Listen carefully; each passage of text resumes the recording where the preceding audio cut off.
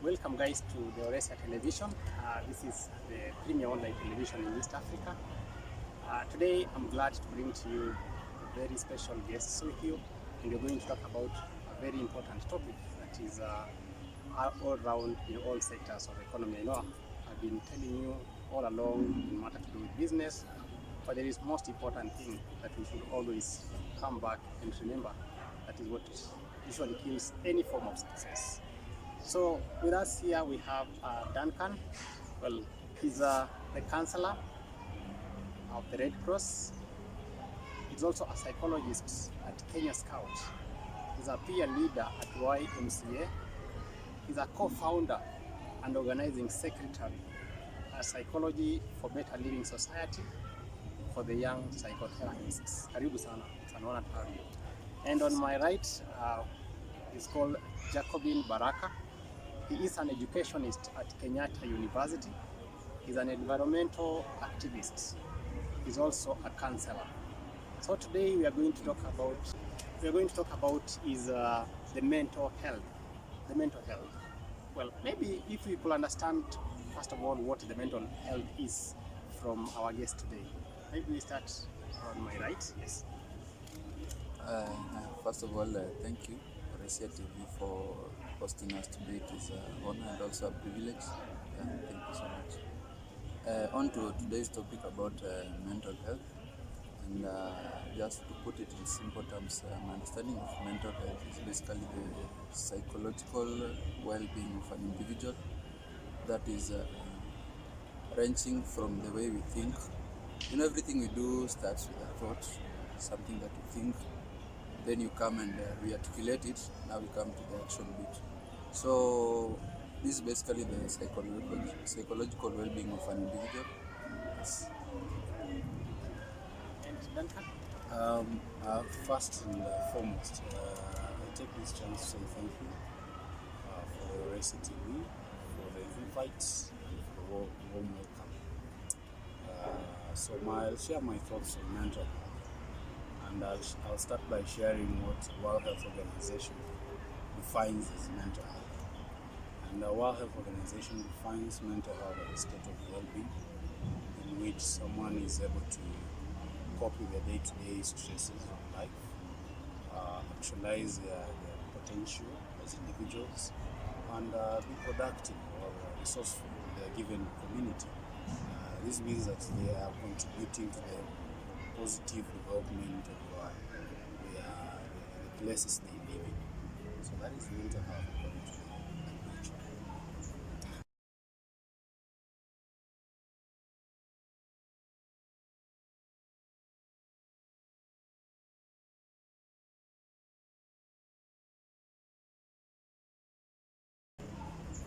Wow, that is quite brief and very standard way in which you put the mental health.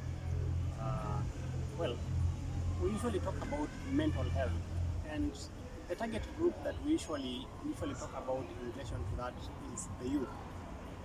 The generation of right now, I think it has really taken so much into the youth, and especially the boy child.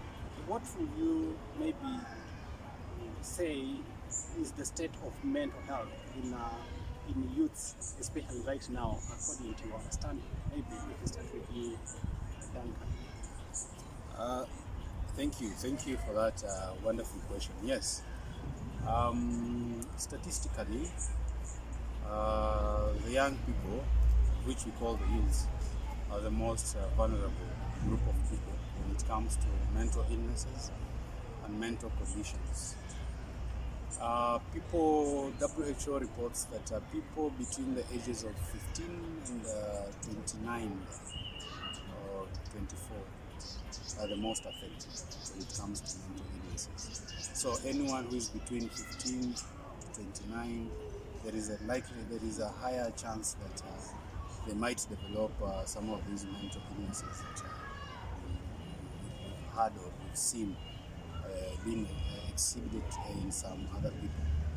So yes, young people, me and you, because I believe we are still at this bracket, and especially those young people in high school, because from 15, these are the people who are in high school, and then up to when someone is graduating from campus, that is the age that we are most vulnerable to these mental illnesses. And I think it's because of so many things. The transition from being a child, to being someone who is a bit an adult, a young adult. The expectations of life, issues to do with academics, issues to do with seeking jobs and what have you. All these things contribute to us being more vulnerable to some of these mental health conditions. Thank you. Maybe when you come to Jacobin, what is your perspective about the mental state in the youth generation today? Well, talking of the youth, first of all, we have to look at, for example, in Kenya, these are the young people, just as my colleague was saying, we are looking at the age of people who are transforming from being a child, that is 12 years to 18 years. Now, these are the majority, the young people whom we are nurturing. In a few years' time, we are expecting them to take over the society. And talking of the mental health of the youth, you can't compare with the past. We say that change is inevitable. Current generation has its own challenges. The past generation had its own challenges. The coming generation will also have its own challenges. Talking of youth mental health, again, we also have to look at the environment. We also bring in how, as parents, are we raising? The parents are raising the youth. Currently, this generation also technology has made the world a global village. Also, technology has a role to play. So, by the fact that we are inventing, we are bringing in new things. These things again, they have, or rather, they contribute in the mental health of the youth. Yes. Well, there is one phrase that people usually say, adulting is a scam. Looking at it, how do you relate that to mental illness?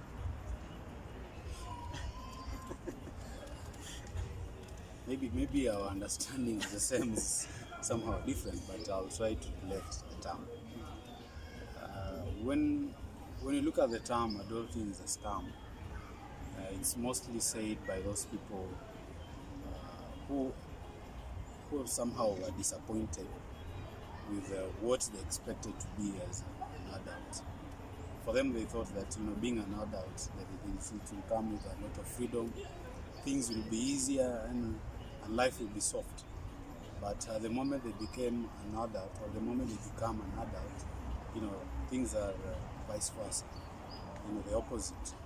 They find that life is a bit hard for them. They do not have even the freedoms they thought they would have.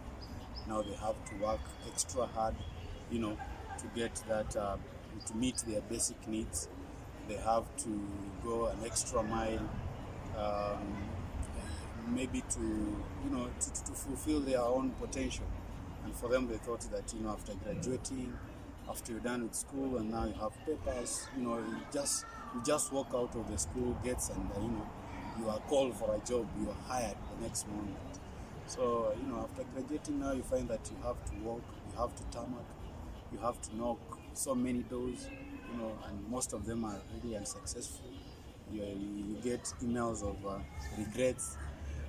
And those who've never paid rent the first time, those things, you have to now start preparing yourself. You have to teach yourself on where to get the money and how to make sure that you're always paying that rent. So it's not easy. Yes. So I think that is what they meant. And mostly these are the same people, the young people, between that age of maybe 24 to 29. Mostly 24 to 29. That is after maybe they have finished their degrees and diplomas from different institutions of higher learning. Something to add, Jacobin? Actually, just to pick up from what my colleague has said, that it's always there that everything comes with a cost, and what really matters is how are we approaching the cost of this stage, adulting. Adulting, actually, if you look at adulting starts at Well, between age 18 to 30, 18 to 29, actually, that is early adulting. Now, most of us are early adulting. From 30 to 40, now that is really adulting. Then as you proceed all along up to late maturity. Now, talking of adulting being a scam, just as I've said that every generation has its own challenges. Looking at our generation currently, we have so many expectations. And talking of these expectations, some of us, we are not being real, we are not being ourselves. We are living a life of imitating the others. My colleague, my friend, or maybe a workmate, classmate is driving today.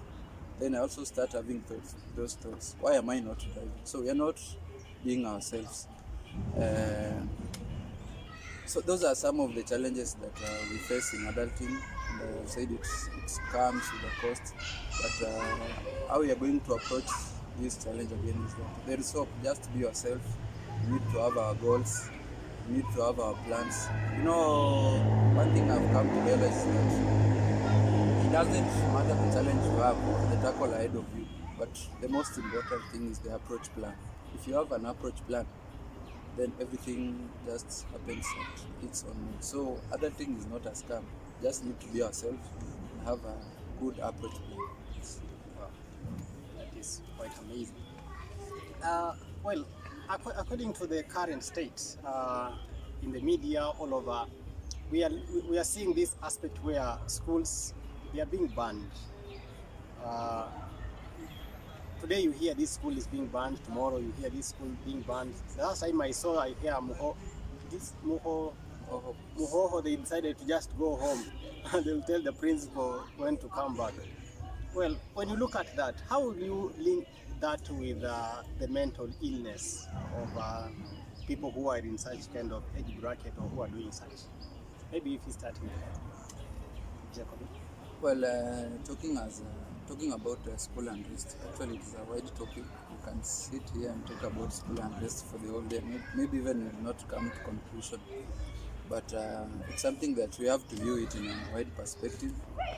Let's not just view it as something that happens because of the friction between the teachers and the learners. No, it's something that is wide.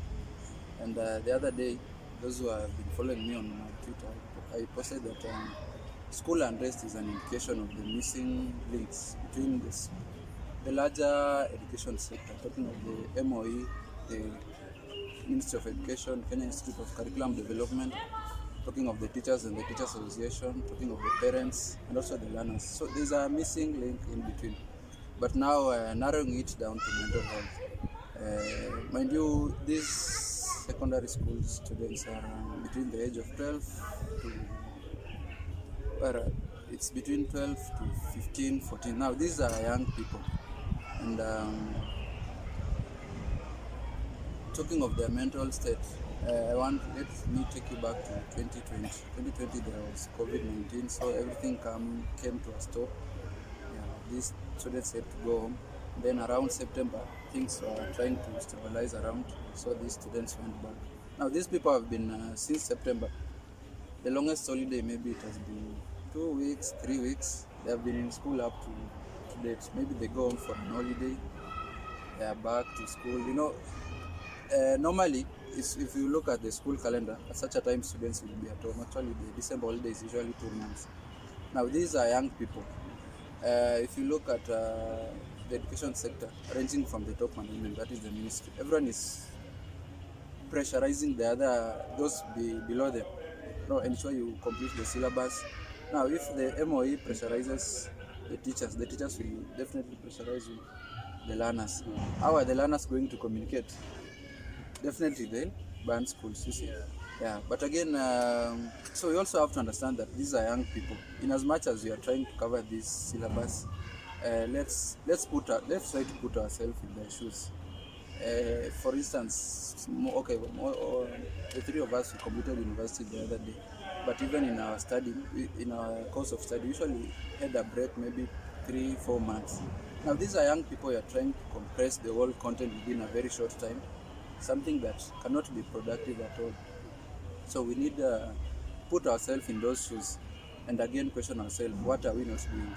Just as I've mentioned earlier before, is that let's look at the education stakeholders. how are they, what is it that they're supposed to do that they're not doing as the teachers, being a young upcoming educationist? What is it that I'm supposed to do I'm not doing? As parents, what is it that I'm supposed to do and I'm not doing? Every stakeholder has a role to contribute in this, and it's something that we have to view it in a wide perspective. Yes.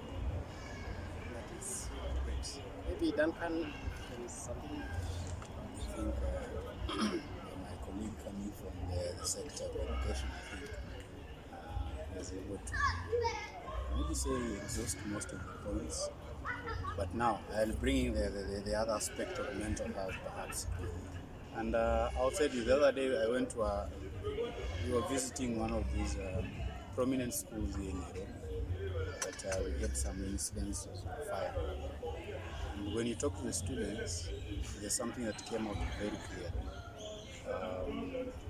The issue of the pressure, the academic pressure, is like a trigger to the issues that these children have from home.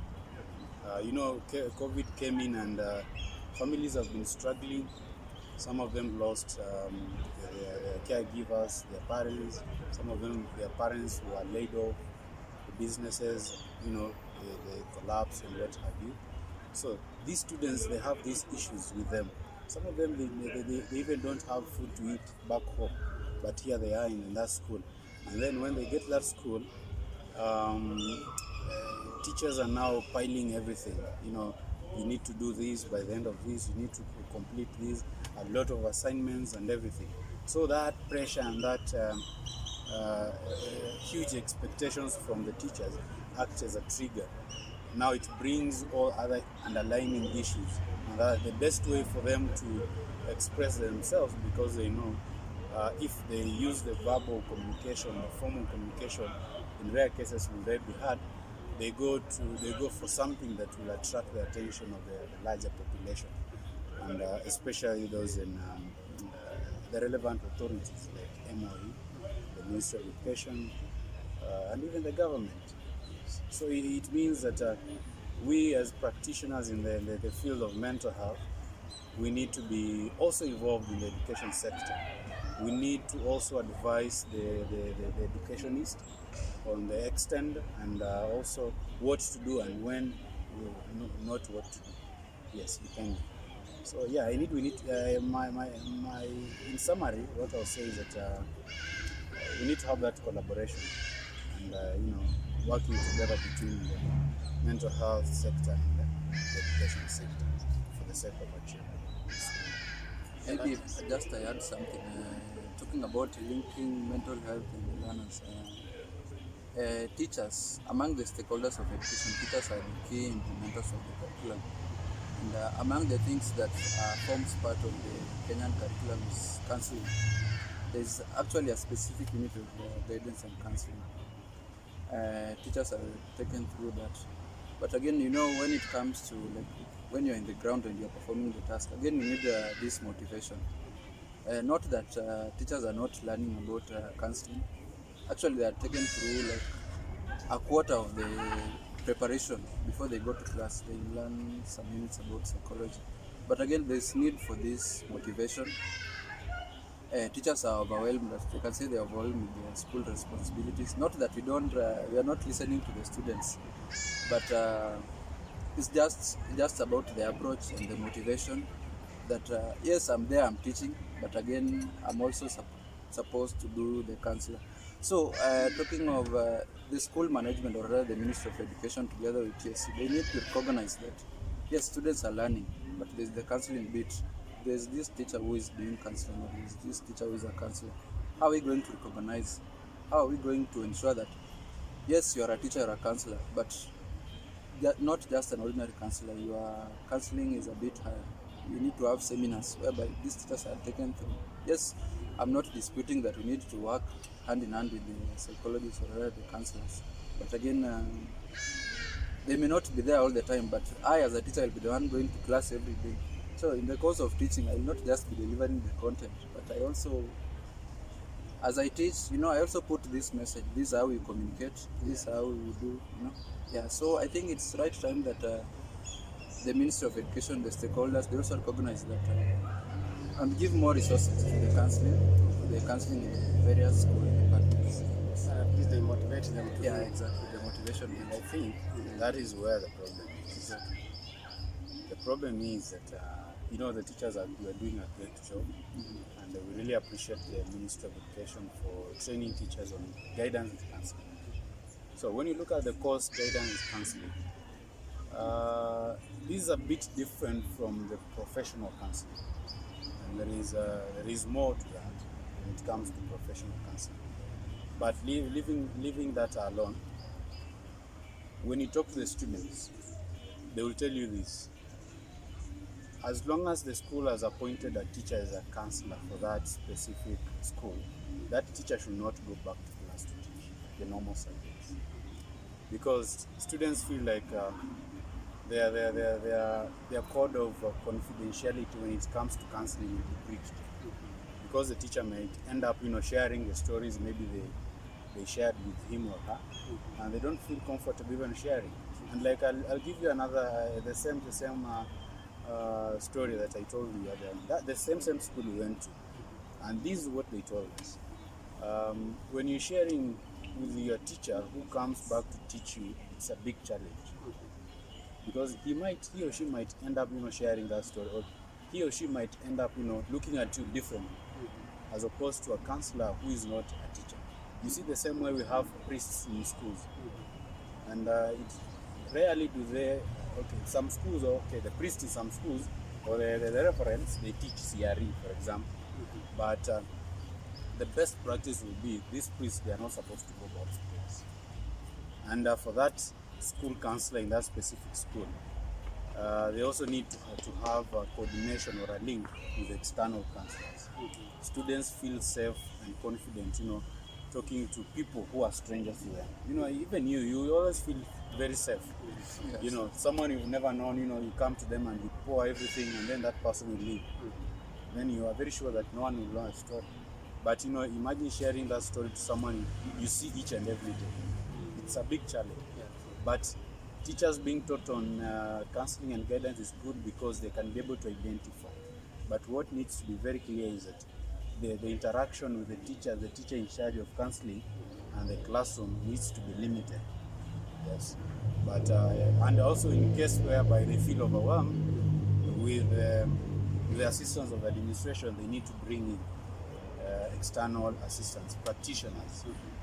Again, this in my own submission, I would like to say that this should be a practice of every school, like at least bringing on board external practitioners, mental health practitioners, frequently, like maybe after 2 months, 3 months, just for a short talk, or even a session one-on-one with students. These will aid in, reducing the numbers of unrest or these issues of schools being set on fire. Well, you talked about a teacher, like a counselor, not going back to school. I just remembered there is high likely of that teacher, if you go to them with a problem, they could come and see that your case as a good example to use in class. Yes. And there you are listening to them, and you feel, wow, this is really, really bad. But I think, let me just add something. Talking of that, teachers doing counseling, and just as my colleague has said that, I happen also to be doing a short course in guidance and counseling.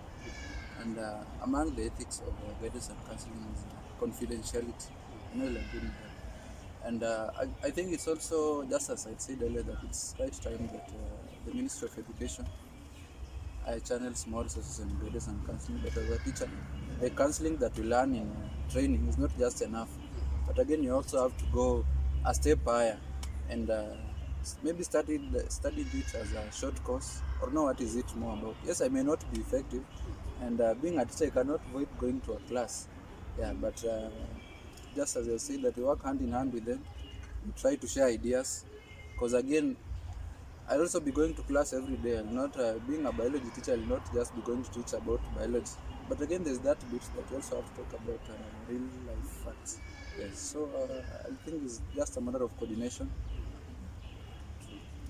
Yeah, very true. You know, teachers are teachers. Yes.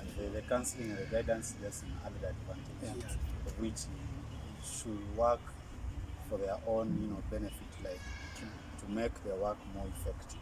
Yes. Wow. Okay, based on the statistics, we see in the youth the larger percentage of those people who are affected by the mental illnesses is the boy child. And then a lot of cases, suicide cases, most of them that are usually recorded are boy child. What is it that the boy child is not gaining that the girl child is, like, what is it that the girl child is gaining that the boy child is not having that advantage to gain, such that they found themselves in that emotional quagmire and they have that going on? Maybe. What is your take, Dancan? Actually, statistically, it's the girl child that is most depressed. You have more numbers of the girl child who are depressed as compared to the boy child. Mm-hmm. But now, when it comes to the suicide part of it, people who die by suicide, who end up dying, are the boy child. And we have the girl child attempting more suicides more than the boy child. So it means in between a lot of things happen for the girl child. And one of the things is that by nature, you know, ladies are have been created, I don't know, maybe biologically or, you know, physiologically, to be sharing their things, you know, to speak out their issues. And for them, they don't care as long as they have aired out their issues with their friends, even those who are not their friends. They'll speak it out, and then at the end of the day, they'll go back home feeling, you know, a bit relieved and a bit relaxed as compared to the boy child.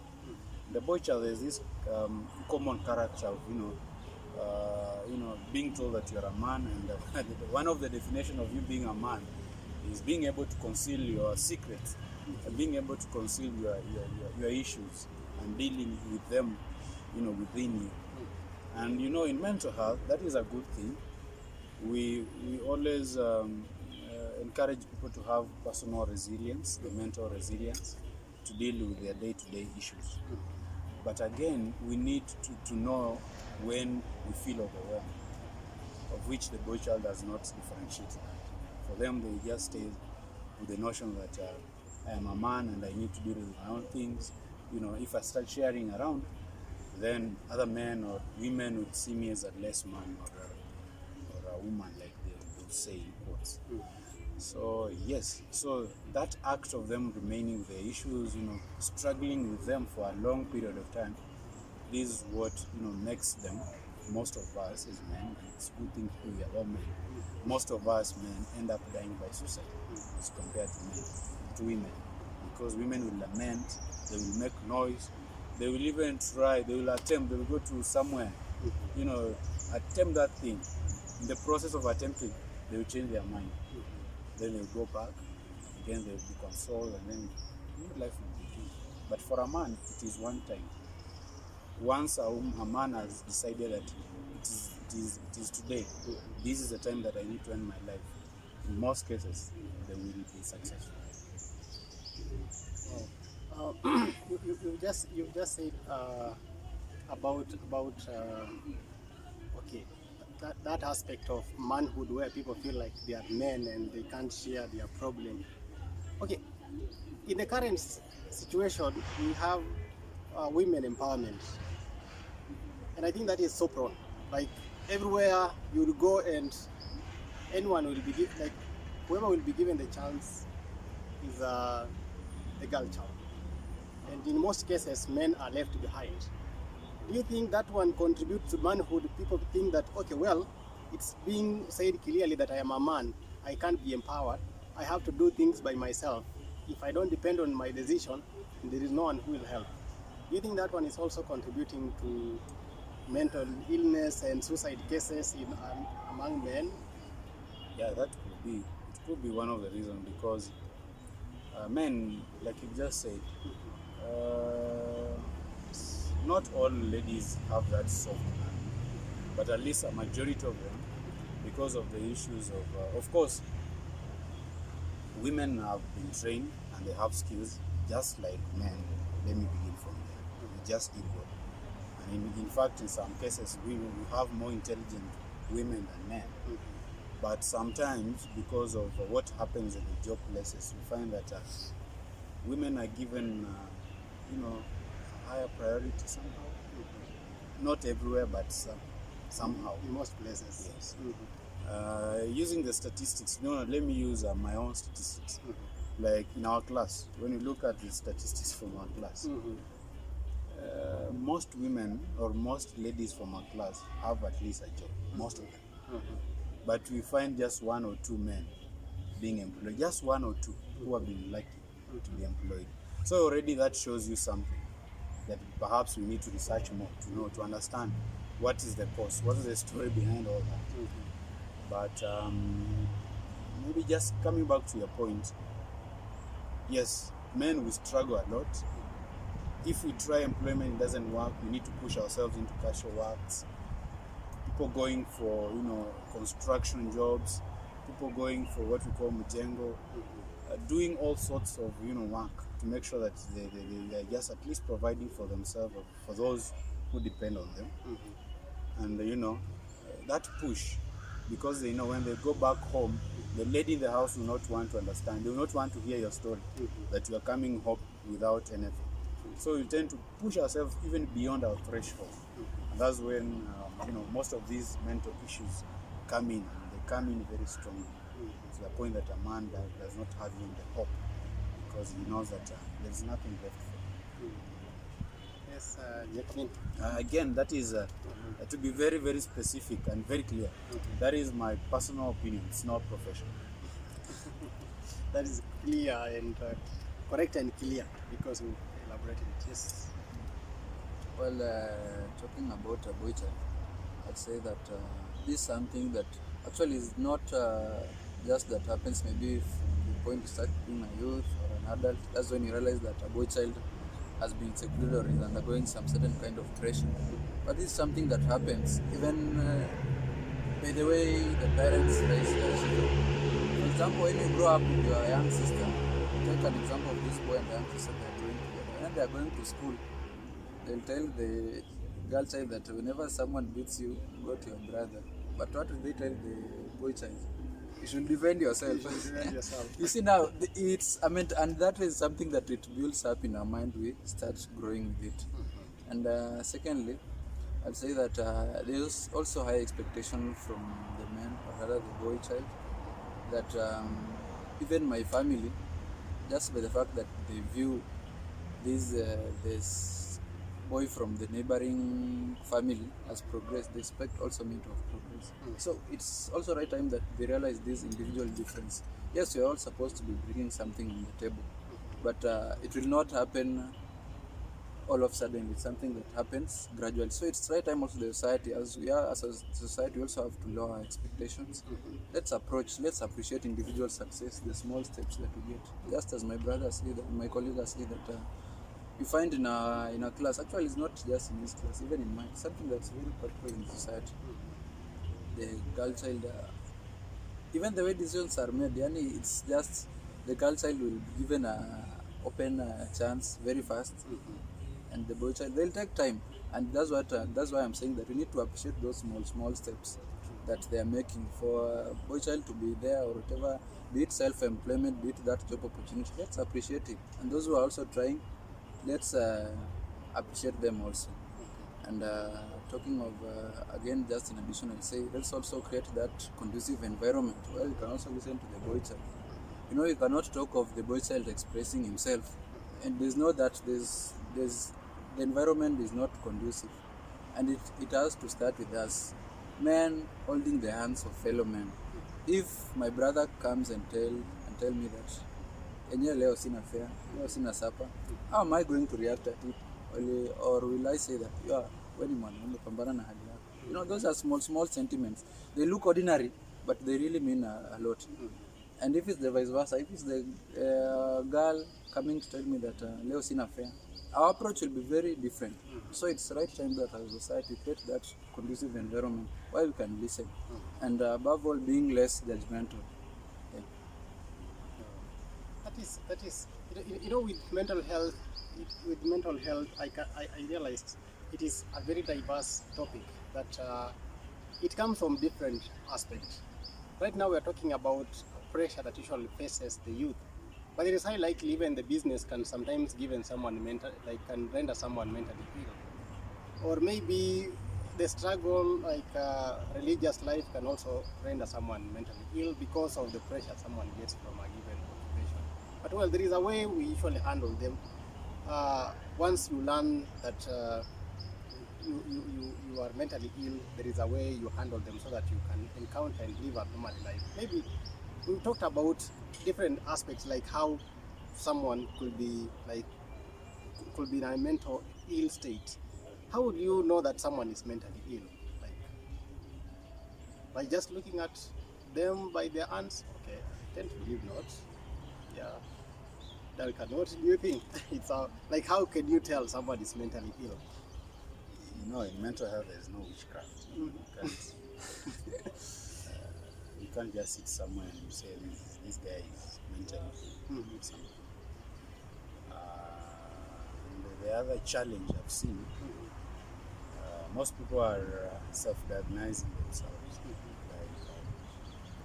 You look at yourself because you've not slept for maybe 2 days, you feel your appetite is low, then you just conclude and say that I'm depressed, I'm stressed, 1, 2, 3, these things.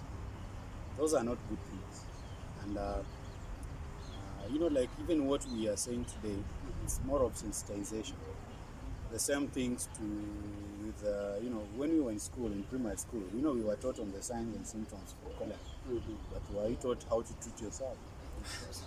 You were taught these signs so that you can be aware. In case you are experiencing them, then you need to seek the further treatment from those professionals. But now when it comes to mental health, someone has not slept and they are feeling a bit low and they just conclude I'm stressed. Then they go take alcohol, something of the sort, or any other substance to try and deal with their issues, which is not recommended. It's not. Or you look at your friend, and even me, I can't just look at you because you kind of acting out of the norm and say that you're depressed. It's not professionally allowed. We need to have a sit down for me to do analysis, to go through your history, to understand you better before I can even make a conclusion that yes, indeed, you are going through this specific mental illness. Then again, I can't just say you're mentally ill, because mental illnesses, there's a broad spectrum of over 200 illnesses. So for example, if I say you're depressed, there are those minimal threshold of signs and symptoms that you need to meet before you can be told, or before you can be diagnosed with clinical depression, for example. So just one sign does not make you to be suffering from that illness, but you have to meet the specific illnesses. And how do you meet them? And what is the procedure? The procedure is that you have to visit those professionals in their offices, because there is a test. The same way you have test for COVID, test for malaria, test for tetanus, no, not tetanus, bilharzia and what have you. The same way you have a test for mental illnesses. And all these tests are contained in a booklet called Diagnostic and Statistical Manual for Mental Disorders, of which we are moving away from disorders nowadays. We tend to use mental illnesses. Yes, so there's that book. So it has outlined all those things, and this book is mostly used by the professionals. You find it with the psychiatric doctors in the hospitals, the clinic, or the mental health facility. You find them with the clinical psychologists and what have you. Even us, we know, but the only difference between us and the psychiatric and the clinical psychologists is that for us, we can't give a prognosis of any medication, but maybe we can look at you and analyze and say that you're going through depression. Maybe it is severe, mild, depending, moderate, depending, but we can't now give you the medication. Yes. So it is not a good practice for people to self-diagnose themselves, especially using this Dr. Google. Most people are using Dr. Google, and when you go to the doctors, they are very, very specific. Do not trust 100% what you read from the Google, because anyone can post. Yeah, true. People who are not professional are posting things on Google. You know, you can't really trust anything, but you can trust professionals who've been trained. And before you go to any profession, make sure that you are seeking help from someone you can trust.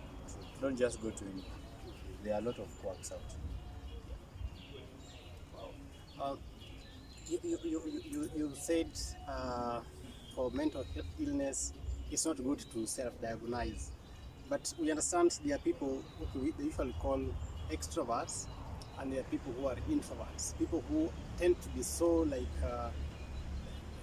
introverts, I tend to believe they even fear how you'll take their situation. And that aspect of going first of all to the professional counselor, it becomes it's something really tough. People tend not to consider that the first hand. And they are extroverts who will tell you, probably many ladies, now that they share most of their stories, we could compare that with them. So how would you how would you take this situation where someone is an introvert, people are dying with their own issues inside, and probably maybe it's not their fault, but maybe their character, they tend to be so hard to share their story. How would you take that in relation to? I think the issue of extroversion and introversion is the issue to do with the personality. And you know, these are things that we are born with in our DNA. And it is very hard for us to change. You know, if I'm really introverted, then I might stay that way till my death. But you know, we can try and manage how introverted I am. And then there is no one who is completely introverted. There is always that aspect of extroverted. Even those who are extroverted, they are never completely extroverted. There is another aspect of introversion. Yes. So, first thing is that you as a friend to someone who is introverted, you need to understand them. Because when it comes to mental illnesses, like my colleagues say, this is something that affects our behavior, and it is something that will. So it means that there will be a change of behavior, the normal behavior. Then there will be, a change in our thinking, our thoughts, our perception about life, and then there will be an issue of our emotions, our feelings. You know, someone who has been so happy, all of a sudden they feel low, and they have these long episodes of sadness, being withdrawn from colleagues. And in most cases, these people who are going through these experiences, they might not know that, they are going through such things. Yes, they might be unaware. So that's why you as a friend, someone who is close to this person, or you as a family member, you need to know your friends and you need to know your family members. So anything that is changed from the norm, from the ordinary, shall be like a red flag for you. You need to go out and ask these people. You need to go and offer support to them. Have a conversation like we have in here. Grab a cup of tea and, have a sit down, just talk to them. Of late I've realized that, you're not enjoying the things that we used to do.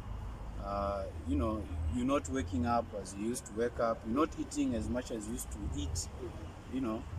Can you share with me in a friendly way? And like again, my colleague said, you eliminate all aspects of judgment, discrimination, or what have you. Make that conversation very safe. Make that place very safe for this person to be able to share their story. Yes. So look out for their behavior, look out for their thinking, their perception in life, look out for their emotions, the issues with irritability, people feeling suddenly irritable when they were not. Those are some of the red flags. You need to have a sit down in cases whereby you feel that you as a person, maybe you might be a lay counselor, or may help you may not help much, then that is the moment you need to refer. Now you refer to any mental health facility, and they'd be help. If not, if you know of any professional, refer to them. They're able to help. When you come to Jacobin, someone has come to you with an issue like they are struggling with their mental illnesses, so to say, and they come to you. Well, you realize you yourself, you are also struggling because mental illness sometimes don't choose who to subject to. You just find yourself things are not working and okay, it's all over. So how will you approach that? Well, let me first of all add something on what you're saying. Yes, please. That you cannot just sit down and certain that these are signs of someone who is undergoing some mental challenges or something. But again, we need to be made aware of these signs. I also need to be made aware. If I'm saying that maybe I'm not eating well, I'm not sleeping well, I should not take long. If I'm aware of such signs, then I'll say, let me go and see someone. Then, in addition to that, I'll say that in life we realize that we have personal doctors, maybe we have spiritual mentors. I think it's also right time that we also have personal, can I say personal psychologist or personal counselor? Yeah, that person that you, after once in a while, you can go and approach. You can go to this person, share. Well, most of the time we do it with friends. They may be of help, but they may not be that effective. So it's also right time that you have that personal counselor who will help you journey with you. If you realize anything small, you are deviating from your normal ways of doing things, then you can approach this person, you can talk. Because most of us, we hold these things, we feel maybe they are normal. Then with the time they build up, and that's when everything explodes. Yeah, talking of someone approaching me with a challenge or an issue, in counseling there's something among the ethics, it's called unconditional positive regard. I love to go down into the shoes of this person. In as much as this person has done whatever he has done, I love to take this person as some person of worth, put myself in his or her shoes, then journey along and try as much as possible to make this conversation to be it will be a conversation between the client and the counselor. So I'll try to give the client or the counselor more time, make the conversation to be more of the client center, because this person has come to you. In as much as at first maybe he or she may be silent, but try to create that enabling environment where he or she can express him or herself. It's something that you journey along slowly. And then with the time this person, but again you also have to develop a good rapport, ensure you can communicate well, you do it. But if again you see that it's not being helpful, don't force it. Maybe you can recommend him to another counselor or a psychologist, or maybe it can be something that you need a psychiatric approach. Yeah. So the most important thing is creating that environment, adhering to the counseling or those ethics, Yeah. But if you see if it's not working, because again this person has come to you for help. But if you see maybe you are not effective or there's something more that is needed beyond your capability, refer the person to a more advanced or another person. Yes. Now, you talked about that change of like normality, that change of behavior that someone experience. So if you, okay, how will you advise, especially someone who is seeing such kind of change and they are highly likely to start diagnosing themselves and say, I am mentally ill. What would you advise such kind of people who are experiencing such kind of thing, and now that professionally it's not really good to do self-diagnose or diagnosis, to take, so that maybe they can be out of the situation they are in, maybe at that point? The same way. Let me use the same analogy I gave, like of us being taught the signs and symptoms of cholera. They are somehow similar. The ones for, is it bilharzia, are similar to malaria. Yeah. So once you notice that maybe you have pains in a joint, you're feeling weak, the next step is for you to visit a medical facility. Now, the same things, and I like what my colleagues say. In awareness and sensitization of mental health, people are, for example, there have been so many talks, actually everywhere you go, when they talk of mental health, the next thing is depression. So when they are talking about depression, people will look into the signs and symptoms, ways to tell that your friend is depressed or you yourself are depressed, all those things. So after you've seen, if you see that, you are experiencing some of those signs or majority of those signs, what is the next thing for you to do? Is you need to seek help, because it means you can't help yourself. But for acute stress or this normal stress before it develops into chronic stress, those are things that you can manage them with the normal coping strategies. Things, I know you are aware of things like, listening to music, doing prayers, going for hikes, doing exercises, eating well, sleeping, enough time, having a good rest, what have you. Those ones, they can help you manage your stress levels. But when it comes to maybe severe depression, it means that you can't help yourself, and perhaps even your friends who are not trained, they can't help you. So the only option is for you to visit a mental health facility, where you look for a professional, one that you know, who are well trained and they are licensed to do that. And yes, you can get help. So the key thing here, signs and symptoms, whether you're seeing them from your friends or you are feeling it yourself, that you can't help yourself. It means once you become aware of those signs and symptoms, the next step is for you to go and seek help. And if it is something very small, you can get help from your colleagues or friends who are not trained. That is through what we call psychosocial support. Psychosocial support can be done by anyone.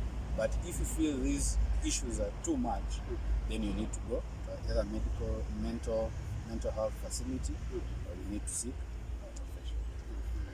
But you can't go there if you're not aware of these signs. So it is very important for you to be also aware of the signs of different mental illnesses. The same way we know of malaria, we know signs for cholera. These are things we are taught in high school. Yeah. Something to add, Jacobin, on the same. I think talking of awareness, in the curriculum, actually the new curriculum that is in is life skills, and I think it's also right time that as education practitioners or the teachers, we do more, or there's a lot that we are supposed to do on life skills. Yeah, let's try to educate these young people how they are supposed to communicate, how they are supposed to. Let's inform them about these approaches about challenges that they will go. One thing in mental health, my colleague, the way he was defining it is that how we are going to cope with life. These challenges will always be there, but in mental health we are being taught how are we going to manage them as long as we move along. So it's also right time that in education sector, because these are young people, and the children are, we call it blank slate, by the fact that they start learning something that is being retained in their mind. So if we start cultivating this information in their minds at a young age, then they'll grow being aware as they grow to add that information. Because by the fact, yes, they say better late than never, but by the fact that I attain age 24, 25, then you start bringing the issue of mental health, how to communicate, how to solve my issues. Somehow it will be a bit too late. But what if I had this information at the time I was growing? Yes, I'm a child, I cannot be fed or being taught everything. But I'm sure part of it you can start doing it at an early age, keeping ground. And again, it calls for proper parenting. Yeah, our generation say that parents are on toes. We have very minimal time with these young people. But I've been trying to think a good definition of a parent, but I cannot get it, because a parent is all-round thing. Your first teacher, they say, is also your second God. Is also your guidance counselor. Actually, is the first person who will take you through all those things. So again, it also calls for parenting. There is parental awareness. come to the school bit, is a way you can be informed. Coming to the religious bit, so it's again something that every, what can I call it, every component has a role to play. So talking of, for example, the school and rest, every component, you have the parent bit, you have the school bit, you have the religious bit. So essentially everything, something that needs, we call it unity of purpose. Every components or elements have to work in harmony. Yes. Well, that's quite broad and that is quite informative. Well, I know we can't exhaust this. As I said in the beginning, that it's a very broad topic, and it always starts with the way you've been told, when you learn that things are not really going on the way they have been going before. The first thing is to, okay, if it's mild, then you can go for hike, you can go for prayer. But if it's something like okay, I can say chronic or something high you cannot manage, then you have to seek a professional guiding and counselor. I think that's quite informative. Well, for me, I usually say sometimes it can be so hard to even go to that extent, because okay, a few of us know about the counselor, and maybe we are just afraid. We don't know the rate with which they charge when we go to see them, and even we don't know where they are. Maybe if you can enlighten us, Dancan. Okay, how do someone go around looking for a professional counselor, and what are the rates? The rates vary currently, especially in Kenya, because of a number of reasons, of which maybe I will not want to air them today. But the rates range from, normal rates range from 2,000 to around 5,000. Depends. But we still have those that charge 1,000 a session. But again, my advice is that do not look at the rates. My advice is to go for someone who is professional, someone who is well trained, well experienced. The same way, you don't just walk to any hospital because they are cheap or they are expensive, but you go there because of the service. You ensure that when you go there, your issues will be solved. So we need also to have that in mind. Let's not think so much about rates, but yeah, they are affordable rates. We also have organizations like where I come from, Kenya Red Cross. They are doing pro bono services free of charge. Yeah, so help is there. It's just up to you as a person to look for that. If you want to pay, you can get services that are being charged. If you want free services, you can still get them. Now it depends on the purpose. Yeah. So from the beginning, I introduced you as the counselors. So someone can reach out to you for help. Yes, I do private counseling at a fee, but sometimes I do it pro bono. Yes, I've been doing it, but mostly the awareness. I've been doing a lot of awareness and sensitization, which is mostly part of my pro bono services. Just sensitizing the public on mental health, the mental well-being, the different mental illnesses that we have, those signs and symptoms, and a point where you need to go and seek help, and a point whereby you think you can handle that on yourself. Then there is another key point that I wanted to share with you. When it comes to mental health and counseling mainly, is that we've made these talks more of issues. Counseling is not just when you have issues, by the way. Counseling is, you can go to counseling for any other reason. You need to go to counseling because you've won 200 million. Yes. You need to go to counseling because you want to marry someone. You need to go to counseling because you feel you need to do medicine, but you also feel you need to do engineering.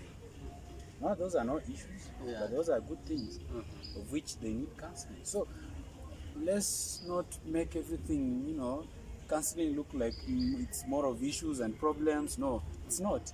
Yes, you need to seek counseling even if you are celebrating. Yes. When you seek counseling, when you have money, to help you to plan and manage that money properly. Yes. So it's a good thing. So counseling is not just for issues of life. Yes, you need to go counseling, Baraka to. Yes. So that you two can understand each other and you see how you can live together. Yeah. Even those who go for prayers. When you go for prayers, when you look at the history of counseling, it's somehow tied to philosophy, and philosophy is tied to spiritualism, and spiritualism is tied to the church. Actually, the first practicing counselors, most of them are priests. So there's that aspect. So even for those who are, we have people who are addicted to church, and it's a mental issue, by the way. Yeah. Yes. So we need to have a balance. Yes. Yes. Jacobin. For me, I'd say actually just to pick up where my colleague has left, that prevention is better than cure. And as I said earlier before, that just as we have a personal doctor, we have a spiritual director, you also have to need a personal counselor. Someone that I can say it, you can be meeting maybe after a month or maybe after 2 months, just talk. You don't, and actually has opened my eyes that it's not just about an issue, but any maybe major decision that you need to make. Actually, if you read a bit of psychology, you realize that every department or every sector of production needs to have a psychologist. For example, you have psychology of learning, you have psychology of medicine. Every sector needs to have. You have also have psychology of sports. Yeah, so this is something that maybe we live in ignorance, but it's supposed to be there. It's something that it should be part of us. It's not something that just comes maybe when the accident occurs. No, something that needs to be part of us. We need to live it. Yeah, we need to own it. Yes. Maybe to just to add, when you talk of marketing, marketing can never be effective, and it can never be that attractive without the aspect of psychology. So it means someone somewhere sat down and applied the knowledge from psychology, marketing, any kind of marketing, because psychology is a study of human. So you can't do anything about human being without application of psychology for it to be very effective. Just maybe to pose a question, maybe to you and even the viewers. Why do you think that in almost every marketing strategy, the new thing, we always have a lady? As in, what do you think? So, most of these things, just be careful on the TV. Most of them, we must have a lady, dressed in a particular way. Why is it? Someone applied the issue of psychology, maybe to the positive or the negative side. I don't know. That's a debate for another day. Well, that is really okay. It has been really a great conversation, and I believe our viewers have been enjoying the conversation. I was enjoying the conversation because it was really informative, and a lot of things that I didn't know that I have known right now. I even feel so light because I feel like before I was mentally ill, and now I've already shared through the conversation. Well, I think we are coming to an end of the conversation, but maybe before we end, I wish maybe if you have something to add on our conversation today. First of all, maybe I'll just talk on the unrest in schools, and I'll say that to our viewers or the parents, the children are at home. It is a challenge to us. Actually, taking it back to 2020, our young people, the learners or the students, they spent most of their time at home. And that's when we got a true picture of what kind of parents are we. So as they are at home, some who happen to be at home, talk to them, listen to them, and it's also a challenge that you need to up our game as parents, be there for them as much as you are trying to look for a daily bread, but again, maybe looking for your daily bread, but it ends up maybe paying for catering for that cost to your child just because of one misdeed or the other. So talk to them, and it's an issue that maybe we hope the stakeholders of education will come to it. Actually, we need can I call it a resting solution or a long-term solution? Because this is something that has been happening for a long time. 2021 is not the first year. For example, in 2016 it was very rampant. So we need a candid solution, a candid conversation whereby we can say that now this is the approach, this is something that we are supposed to do. Let's not just view it as a friction between the parents and the learner.